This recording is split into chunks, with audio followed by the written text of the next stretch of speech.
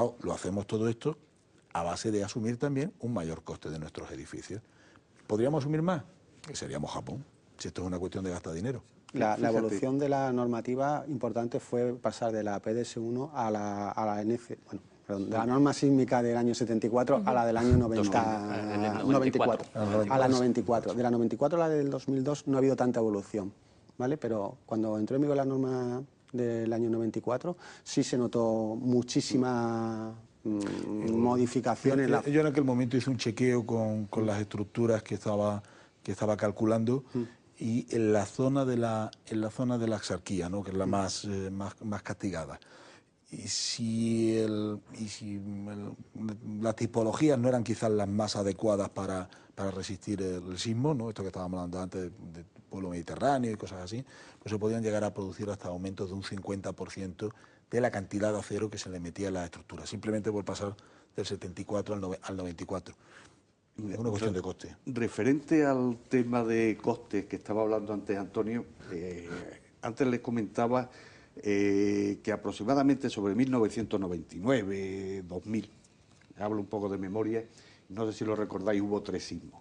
Aproximadamente los 3 de una magnitud 7 en la escala de Richter. Uno fue en Turquía, no sé si lo recordáis, otro fue en Taiwán y otro fue en Japón, no recuerdo exactamente dónde. En el de Turquía hubo 20.000 muertos, en el de Taiwán hubo 3 o 4.000 muertos, y en el de Japón hubo 20.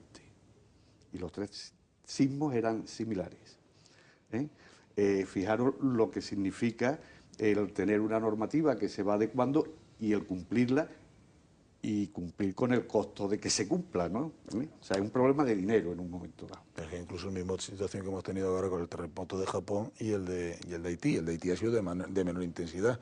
El número de muertos en Japón ha sido muchísimo, sí, muy elevado, pero no por el producido en el momento del sismo, sino por la ola del tsunami después. En Haití, con un terremoto de menor potencia, la cantidad de muertos ha sido exageradísima.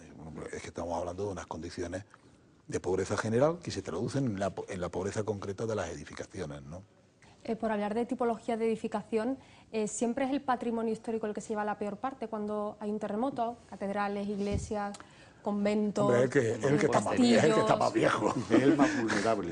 El más vulnerable por el tipo de construcción. Es el más rígido, el que tiene menos utilidad. Es normal. Es normal. Ahora, fíjate lo bien hecho que está, que después de 500 años o 1000 años todavía están de pie. No obstante, a mí me gustaría hacer un pequeño matiz sobre el tema. Por ejemplo, en Lorca, el tipo de movimiento sísmico que ha habido ha sido superior al que estaba programado en la norma.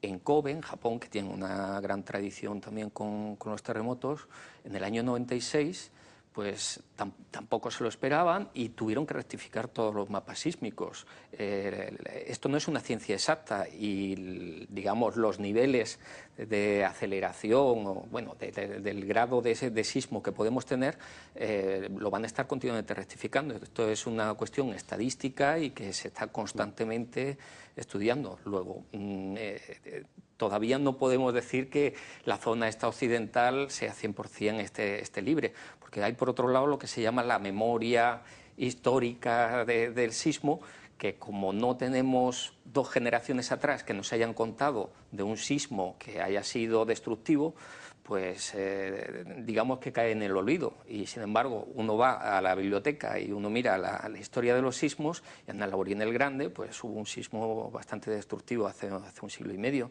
Entonces tenemos que concienciarnos de que, sobre todo en el diseño de las edificaciones, tenemos que mejorarlo y pensar un poco en que estos mapas sísmicos son maleables, no porque estemos ya aquí 0,11 y en Marbella 0,08 ya estamos exentos. Esto puede cambiar. Precisamente nos estamos quedando sin tiempo y quería que los 4 me hiciesen una reflexión final sobre el punto en el que nos encontramos ahora mismo en la provincia de Málaga. ¿Qué camino nos queda por recorrer hasta conseguir, bueno, pues ser el modelo de Japón? No sé si se puede hablar de un 100% de seguridad en sus edificios, pero un 99% casi.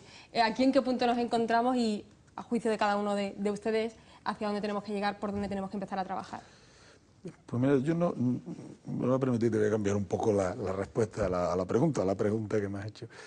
Yo más que para llegar a ser el modelo Japón, yo creo que tenemos que ser nuestro propio modelo, ¿no? Y yo me conformaría con algo que ha empezado a apuntar Rafa, que hay en que tuviéramos en consideración el terreno, o sea, el terreno es importante, pero que tuviéramos en consideración el terreno desde el momento en el que empezamos a hacer el planeamiento. Como ahora estamos en una época políticamente correcta para decir que no se puede tener esta expansión de urbanizadora y del territorio, ¿no?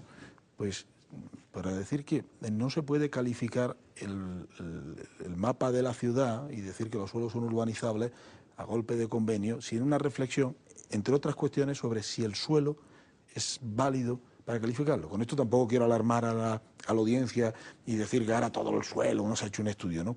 Pero que hay que hacer cierta reflexión, y la reflexión no puede venir solamente del convenio urbanístico, que es muy interesante, tiene que venir de un estudio de un poquito de más cuestiones.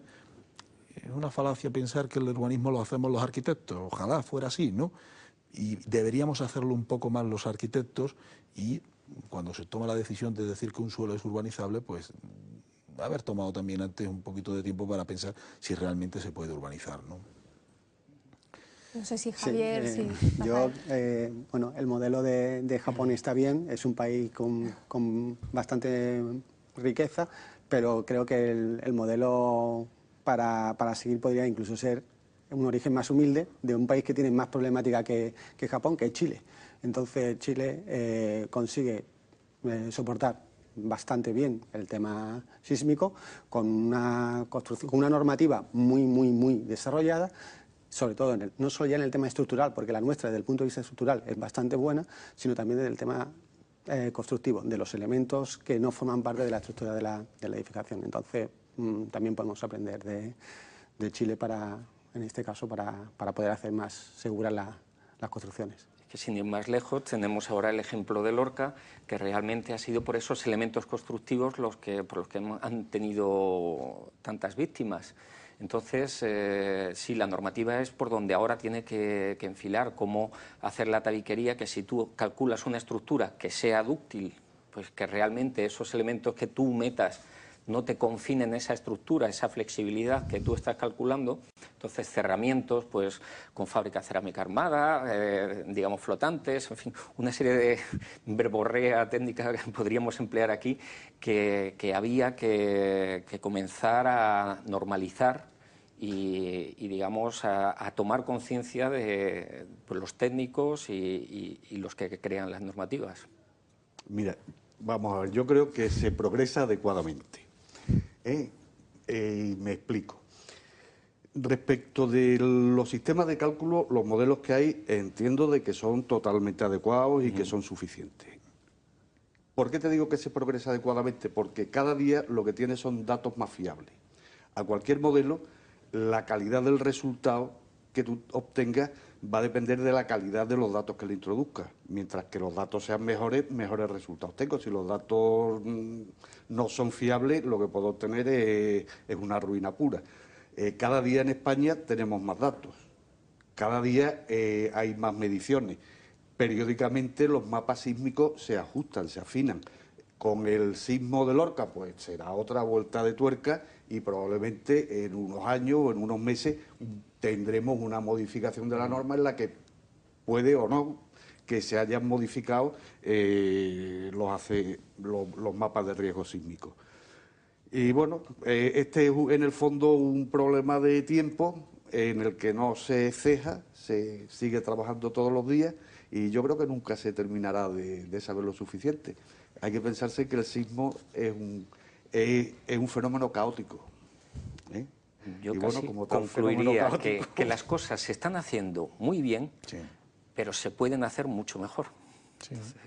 Bueno, pues si os parece, con ese mensaje optimista, nos quedamos, por supuesto, siempre esperando que ojalá nunca la provincia de Málaga no tenga que sufrir las consecuencias de una fuerte sacudida de tierra de ningún terremoto. Antonio Vargas, arquitecto y decano del Colegio de Arquitectos, de nuevo muy buenas noches y muchísimas gracias por haber estado con nosotros, al igual que a Javier Martínez de Irureta, muchísimas gracias. Francisco Delgado, buenas noches. Buenas noches. Y Rafael Carbonero también, arquitecto, muchísimas gracias por haber estado con nosotros. Nosotros nos despedimos, volvemos, más punto de encuentro dedicado al mundo de la arquitectura, ya será el segundo martes del próximo mes de julio. La semana que viene tenemos nueva edición de Punto de Encuentro, en esta ocasión dedicado al mundo de la empresa, con nuestro compañero Santi Subirón. Muchísimas gracias por su atención y muy buenas noches.